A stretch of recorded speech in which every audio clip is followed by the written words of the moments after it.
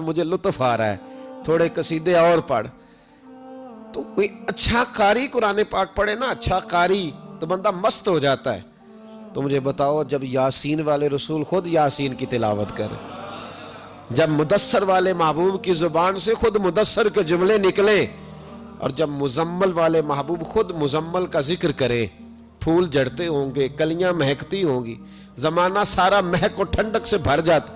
نبی پاک صلی اللہ علیہ وسلم پہاڑ پہ بیٹھ کے پڑھتے تھے رات کو، تو وہاں نا ابو سفیان بھی آ گئے سنتے سنتے، کیونکہ انہوں نے پابندی لگائی ہوئی تھی کہ کوئی بھی بندہ وہاں نہ جائے، سوشل بائیکاٹ معاذ اللہ کیا ہوا تھا، کوئی نہ ادھر جائے. تو سنتے سنتے ابو سفیان آ گئے.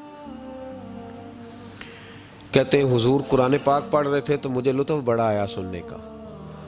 تو وہاں ایک قریب جھاڑی تھی، تو ابو سفیان جھاڑی میں بیٹھ گئے. ساری رات نبی پاک نے قرآن پاک پڑھا اور ساری رات انہوں نے سنا. ہمیں اتنا ذائقہ بات سن کے بھی تو آنا چاہیے نا. کہتے ہیں اب مجھے نہیں پتا تھا کہ اخنس بن شریک بھی کہیں آیا ہوا ہے. اس نے بھی، وہی بھی یہ دیکھنے آیا کہ کہیں کوئی وہاں آیا ہوا تو نہیں. وہ بھی کسی کونے میں جھاڑی میں بیٹھ گیا. حضور قرآن پاک کی تلاوت فرماتے رہے، وہ ساری رات سنتا رہا. ادھر سے کہیں ابو جال بھی آ گیا. پتھر دل تھا، پر میرے مصطفیٰ قرآن پڑھتے تھے تو کان اس کے بھی کھڑے ہو جایا کرتے تھے. ساری رات تلاوت سنتے رہے. تینوں پکے کافر جھاڑیوں میں بیٹھ کر تلاوت سنتے رہے. صبح جب جانے لگے تو ملاقات ہو گئی. تو کدھر آیا تھا؟ اس نے کہا پہلے تو بتا، تو کدھر آیا تھا؟ میں تو آیا تھا دیکھوں کوئی آیا تو نہیں. میں تو کدھر؟ اس نے کہا میں بھی یہی دیکھنے آیا تھا کہ یہاں کوئی آتا جاتا تو نہیں. ابو جال زیادہ شاطر تھا، کہنے لگا خبردار کل کوئی نہ آئے. آج تو آ گئے، کل نہ آنا. اللہ اکبر. لیکن جہاں دل لگا ہوتا ہے نا، وہاں دل کھینچا چلا جاتا ہے. دل جہاں لگ جاتا ہے نا، وہاں دل کھینچا چلا جاتا ہے. یہ دل کا بھی اپنا ایک معاملہ ہے نا. اب لگ گیا تھا قرآن پاک کی تلاوت سے.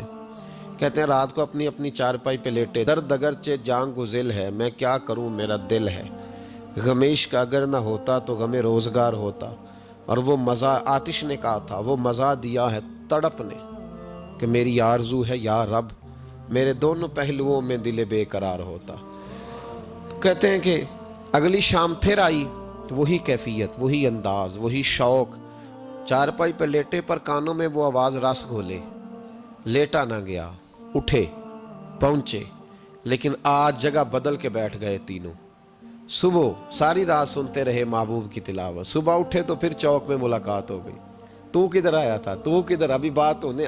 ابو جال ذرا زیادہ شاطر تھا، کہنے لگا میں تو تم دونوں کا خیال کرنے آیا تھا، کہیں تم دونوں تو نہیں آئے، یہ دیکھنے کے لیے آیا تھا. اللہ اکبر. 3 دن مسلسل آتے رہے اور میرے مصطفیٰ کریم کا ساری رات قرآن پاک سنتے رہے. اب اخنس بن شریک کہتے ہیں کہ میں پورا قریب آ گیا. میرا دل کہتا تھا کہ یہ سچے ہیں. کہتے ہیں میں نے تیسرے دن مشورہ کیا. میں نے کہا یار پتہ تجھے بھی ہے مجھے بھی ہے کہ نہیں آنا، پر ان کی آواز ایسی ہے، وہاں لذت ایسی ہے، نہیں نہ رہا گیا تجھ سے بھی. مان کیوں نہیں جاتا کہ ساری باتیں اپنی جگہ پر ان کی بات کانوں سے ہو کے دل میں اترتی چلی جاتی ہے. مانتا کیوں نہیں؟ اخنس بن شریک کہتے میں پورا قریب آ گیا، پر ابو جال نے مجھے پھر گمراہ کیا. کہنے لگا یار یہیں رہے ہیں، بچپن بھی یہیں گزارا ہے، معاذ اللہ 2 ہاتھ ہیں 2 آنکھیں ہیں، سارا کچھ وہی ہے، کان پٹیاں سفید ہوئی ہیں تو کہتے ہیں میں اللہ کا نبی ہوں معاذ اللہ. اس نے وسوسہ اندوزی کی تو کہتے ہیں میں پھر بیک ہو گیا. آپ کیوں نہیں اس شخص کو جانتے جو وسوسہ اندوزی کرتا ہے؟ آپ اس جگہ کیسے چلے گئے جہاں وسوسہ اندوزی ہوتی ہے؟ یاد رکھیں اس جگہ جائیں جہاں جانے سے دل صاف ہوتا ہے، جہاں جانے سے دل کا زنگ اترتا ہے، آپ کے وسوسے دور ہوں گے. وہاں جائیں جہاں ایمان کی، یقین کی، تیقن کی دولت بڑھتی ہے. کیوں وہاں جاتے ہو جو بیک کر دیتا ہے؟ کچھ جگہیں ایسی ہوتی ہیں جو شکوہ ہی نہ کر لوں، شکوہ ہی نہ کر لوں. شکوہ یہ ہے کہ ہم پالش کرتے ہیں، پوری پالش کرتے ہیں، مہربانی کرتے ہیں. کچھ لوگ پھر جا کے صحرا میں کھڑے ہوتے ہیں، ساری ریت چڑھا کے دوبارہ آ جاتے ہیں. اماں بھی ناراض ہو جاتی ہے، اماں بھی بگڑ جاتی ہے کہ میں اجے انہوں آیا سی تو یہ تو کیا حشر کر کے آیا ہے.